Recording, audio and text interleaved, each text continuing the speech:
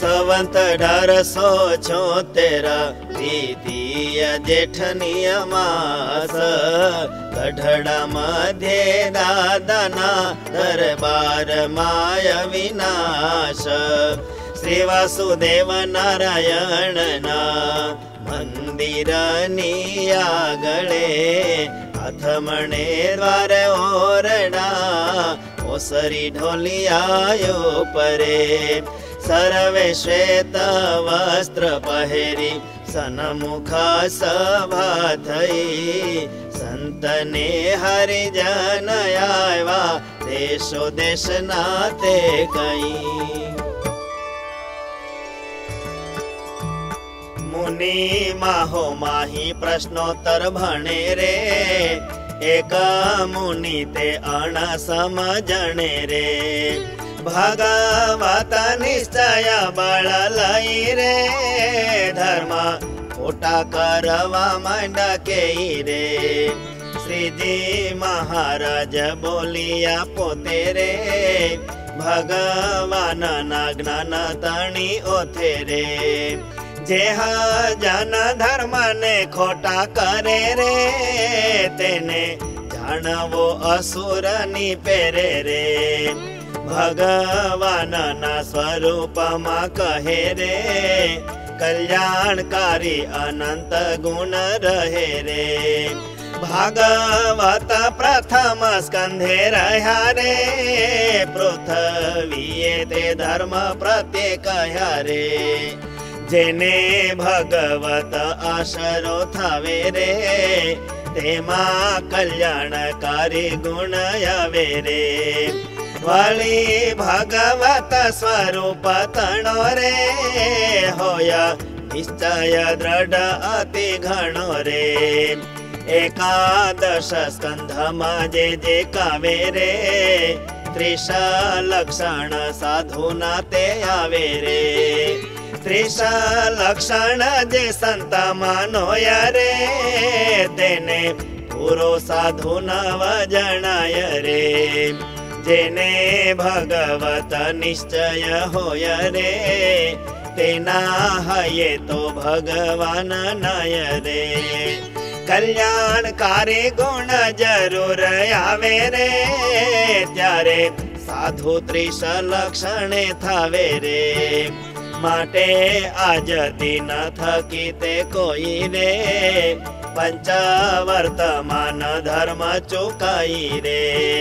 જ્ઞાનનું કે ભક્તિનું બળ લેશે રે ગુરુ દ્રોહી વચન દ્રોહી થશે રે ધર્મ ભંગવત જે કરે કોઈ રે તેને વિમુખ કેવા ભાઈ ભાઈ રે એને કેવો તમે અસુર તણો રે પક્ષ લીધો તે અમે ના મનાણો રે એમાં કહીને અધર્મીની વાત રે ખોટી કરી નાખવી તે સાક્ષાત રે પછી સંતે કરી છે બીજી વાત રે હોય પ્રભુનો અતિ દ્રઢ ભક્ત રે દેહ મુકા ટાણે જે પીડા થાવે રે બોલવાનું પણ ઠેકાણું નાવે રે અને કોઈ તો પાકો ભક્ત નથી રે દેહ મુકા સામે સમર્થયતી રે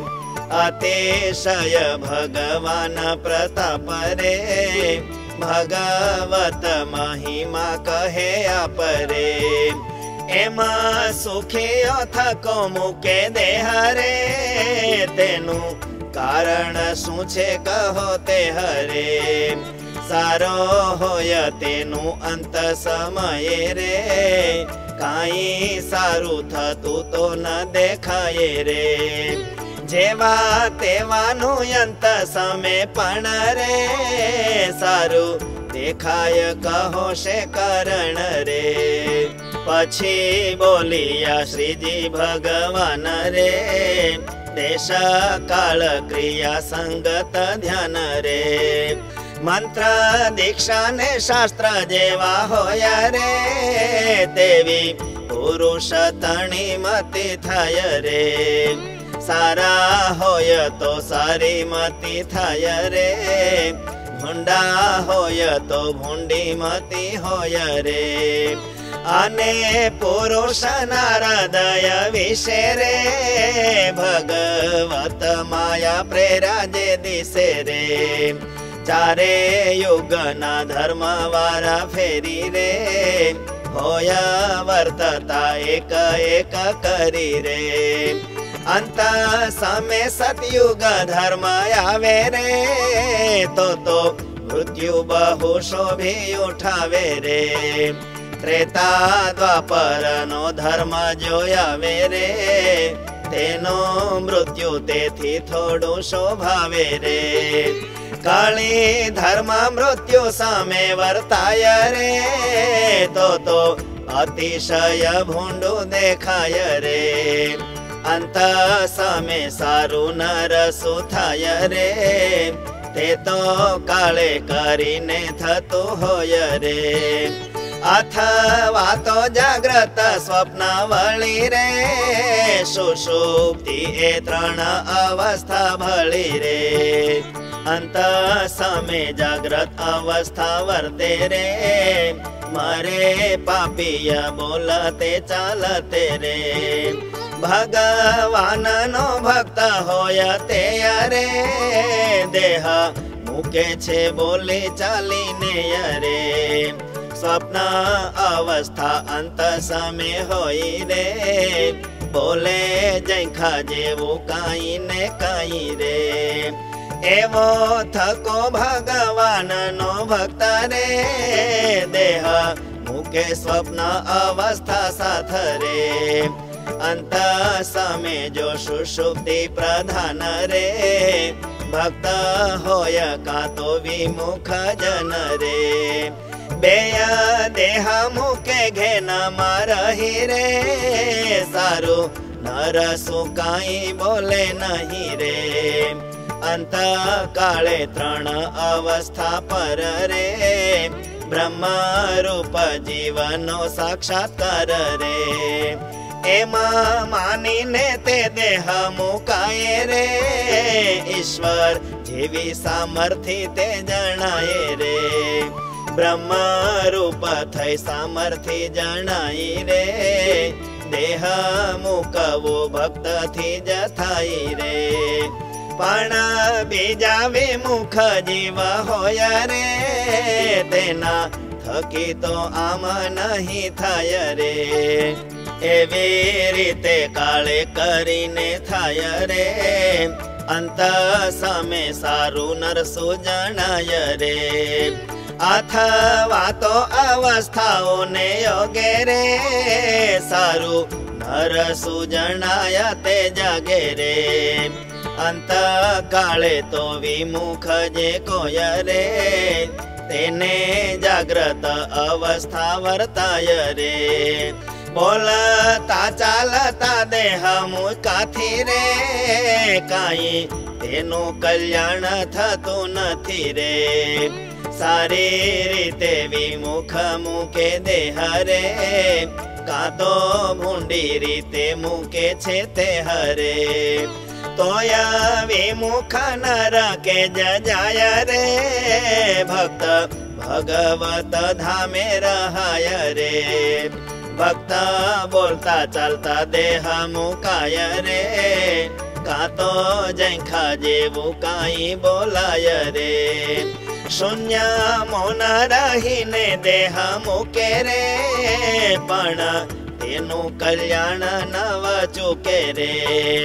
એમાં કાઈ સંશય નવ કેવું રે પ્રભુ ભક્તને એમ જ જાણવું રે